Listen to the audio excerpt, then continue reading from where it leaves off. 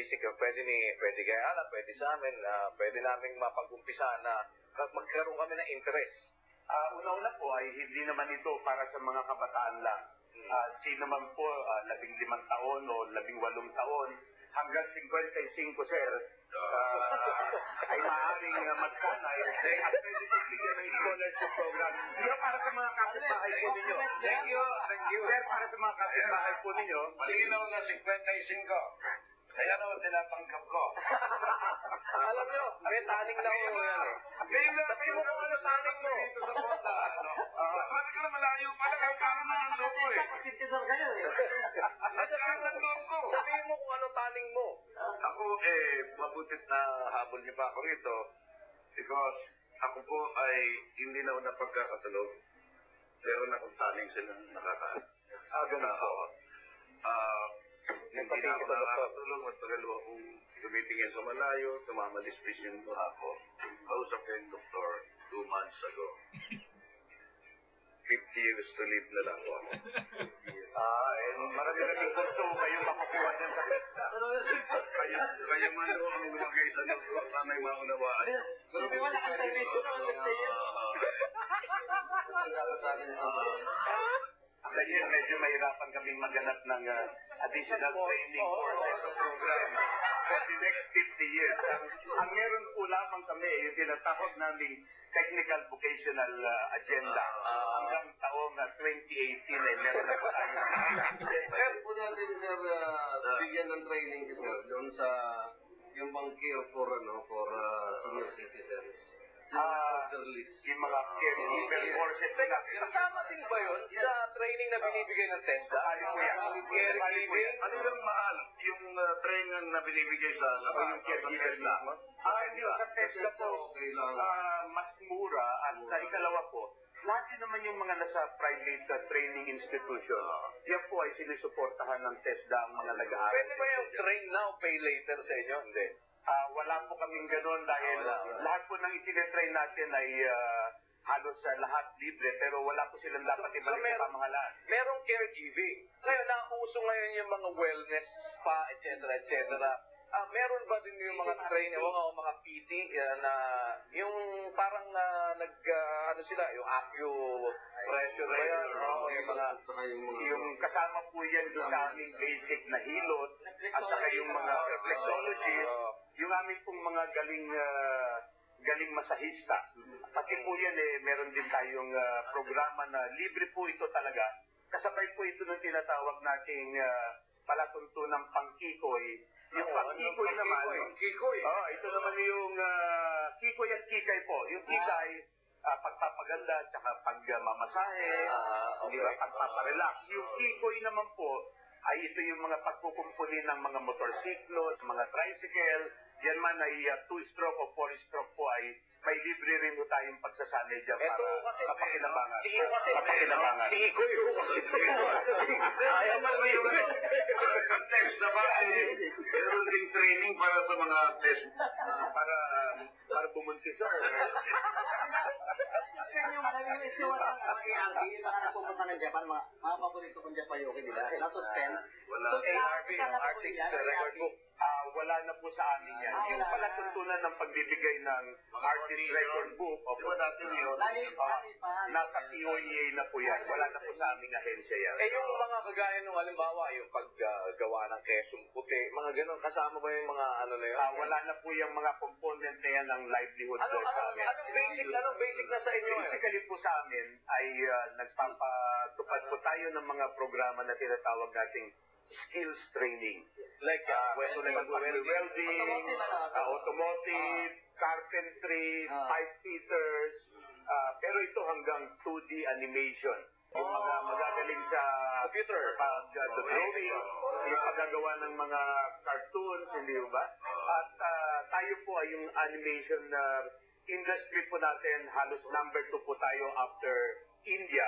At yan po ay isa sa pinakamahal na programa na ibinibigay natin na may kasamang scholarship dahil may higit 30,000 po ang halaga ng pag-aaral. Anong pinaka-maiksi po na dito, na course na binibigay nyo? Yung anong period? Like, halimbawa, 2 months, 3 months, 6 months? Anong mga... Meron po tayong tinatawag na mga hanggang 120 hours lamang, 2 months, Pwede ka na mag-start. Ako pwede na po, pwede na. Kung halimbawa ako gusto ko magtayo ng training center in cooperation with TESDA, pwede ako maglagay ng gano'n. Halimbawa tapos pwedeng yung mga pumupunta sa akin, i-refer niyo po lamang sa aming mga district offices or provincial offices ng TESDA. Pero can I get trainers from TESDA? Meron na dadalhin sa amin? Normally po ay hindi po kami nag-assign ng trainers dyan. Kung hindi, meron po kaming trainers academy sa Marikina City. Ito po ay napakalaking pasilidad. Ibig sabihin, yun yung, halimbawa, may pinapanak si Kuya Daniel na training center. Ang kaya niyong ibigay ay yung magte-train doon sa mag-handle ng training. Sa magte-training. Yung magsasanay sa kanila. Pwede. Pwede po yan. Naiisip ko lang, pwede din natin gawin if in case, magsasanay tayo ng isang trainer, pwede tayo magpa-train ngayon dito naman na wala silang po problemahin. Kami na mag-shoulder para naman pagsisilbi sa ating mga kababayan. Na may training din sila. Kasi nakaisip ka naman si Kuya. Pero yung halaga po ng pagsasanay ng mga magiging estudyante ninyo sa pakikipag-ugnayan po sa aming tanggapan, ay pwede pong ang TESDA rin na magbabayad ng kanilang pag-aaral po. Lalo na yung tinatawag po natin na basic sa paghihinang o welding, yung Jimaw at saka Ismaw. Ang mangyayari po lamang, para maging mas mataas yung kanilang pwedeng pagkakitaan, ay mayroon pong hanggang 10 steps or 11 steps ang paghihinang. Yung mga tinatawag nating mga high-skilled welders na po talaga. Parang from spot welding to full welding. Lahat po yan. Si Boy Sundo. Ayun naman si Boy Sundo. May sinundo ka na naman. Sa training ng TESDA. Siyempre, pag nakagraduate ka sa TESDA, kailangan ng POA. Yes, kasi